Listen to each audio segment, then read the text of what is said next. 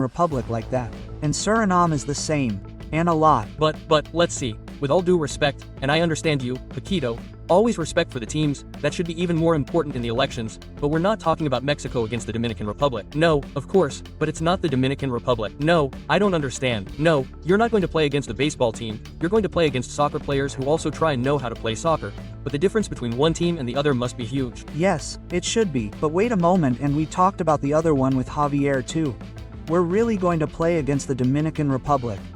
I've already watched 10 games, I've already watched this one, I've already sent my players, each one their plays for that player, no one with the Dominican Republic. We don't have that sports intelligence that people later make fun of because that phrase is used everywhere. But dude, the ones who have to worry are Mexico, not them. Forgive me. As a coach you have the obligation to analyze the rival and send information to all your players, but you're not going to worry about saying, look, watch out, because this player, look, we're going to have the ball and we're going to be the protagonists. Watch out, if they're going to attack us and the danger, as you say, is a little bit. Watch out for this fast player. Watch out for this guy, he doesn't know that. The Inter Milan coach said yesterday, I only know Ramos, Monterrey, Monterales. I don't. No, analyze it, man, that's what they pay you for. They had to take care of him and that's why they tied the game. They had no idea that there were good players. Right? Well, we're talking about a team like Monterrey, which is one of the most powerful economically and has very good players. And what if he doesn't see it? What if an Italian coach doesn't see it? It's not because he doesn't want to see it, it's because, perhaps, at one point he wanted to tone it down a bit or lower the decibels.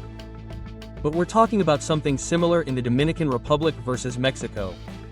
Look, you, dude, with all due respect, you played for Chivas, you went to visit the Aguila del Salvador and you had no idea who he was. Do they care about you or not?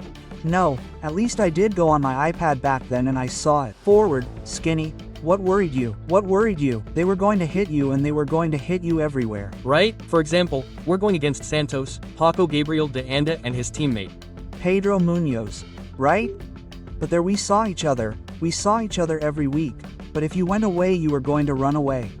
Right? Like the coach Zambula told us, but and we played with core and Zambula made fun of 5 and scored a goal in the corner. That happened to us. Yes, but that's underestimating the rival. What I'm talking about is giving our team a hierarchy. I mean, we have to give our team our stamp. I mean, do you think Madrid is more worried about facing a team of whatever name it's called without working on them? Working on them. Prioritizing their strengths. Alex, yes. For example, I remember a game that Guardiola won in a Super Cup. I think it was the 6th championship that won the day before. He would lock himself in and watch Santos from Brazil. It doesn't hurt to say, Santos from Brazil, and you measure it. It's important to see the rival, very important, and if not the coach himself, at least you have the second or third person who arrives on the coaching staff. Yes, do you think they knew that the Dominican Republic striker plays in the 2nd division of Spain? I had no idea. They had no idea. I think so. Well, that's fine, very good, who knows? No, I think so. Let's see, Javier, Rafa. I think they are very studious. Javier is very studious in that. I mean, I do believe. Now, what I also don't think is that we exaggerate in the sense of saying, let's see, it's not the Dominican Republic, we've agreed for 10 years, but it's not like you're going to face the United States. What you say is to prioritize our strengths over those of the rival. The least we can do about the rival, but always talk about ourselves. I mean, that's what I mean, because there are coaches who tell you so much about the rival that you go out on the field scared. Man, damn, against Exaporiti. Do you remember how he used to do that? Okay, right? I was telling you this, and this about the rival, but we were doing this, and you went out onto the field feeling big. That's the reality. Being the protagonist. Let's take a break with Team F, with Team Soccer, and we'll be right back to wrap up these topics. Pachuca is playing today with this special guest, Alex Aguinaga. We'll be right back. Yesterday he said goodbye to América. Yes, he already said goodbye to Cuapa's team.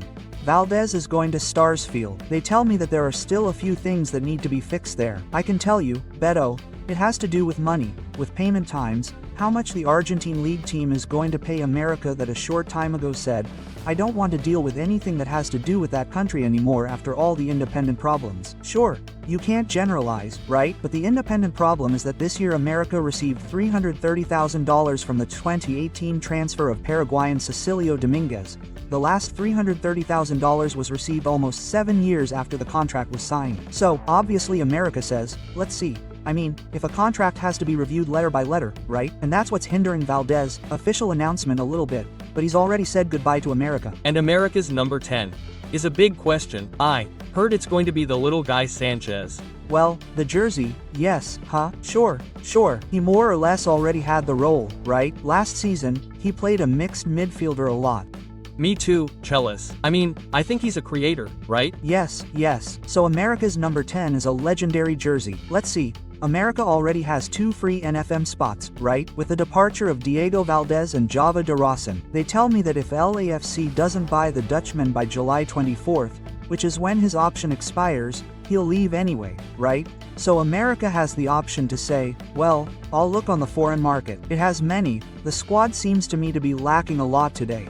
It needs another center forward to compete with Henry Martin, who has been injured throughout the year. The preseason has already started, as well as physical and medical exams. It needs a couple of wingers, at least one holding midfielder, right? It's good news that Jonathan Dos Santos seems like he's going to stay, right? He was thinking about retiring. Yes, and he already left the national team. Jonathan decided a while ago to stop playing with the Mexican national team, just when America's holding midfielder was playing his best. And good news, it seems to me that Campillo's mistakes are also worth mentioning. Within the mistakes that were made in Guadalajara with this talent drain, they should try to recover and try to correct and have good players. It would seem to me. But look, that player Campillo, when he left Chivas, didn't play the position he played in Juarez.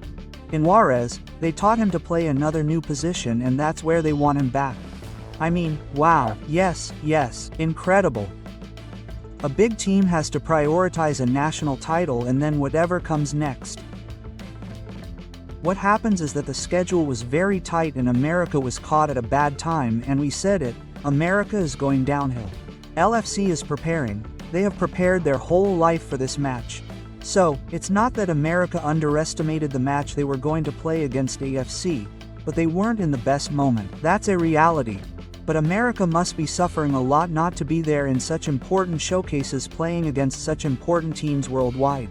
Of course it is a great failure for America not to be there. And yes, I think the details are that we scored 1-0 in the 89th minute and you make 2 changes on a corner kick and the marks are lost and they finish you off 3 times in a row against who they were. Toluca, Cruz Azul and against LC. In other words, the same thing happened to you 3 times with the same stone.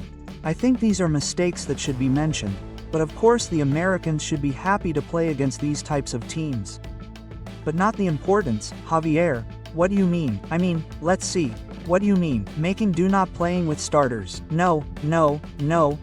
I must say that in the planning, they may have believed that the match against Los Angeles, I mean, in the calculation of sports intelligence, because it's not just Yardine, in the issue of the physical trainer, to say, well, hey, this is a big event that America needs. You already have the 3-time championship, right? We're going for the 4th, come on. We're going for the 4th, but how are you going to get there against Los Angeles? And what difficulty is there? What demands are there?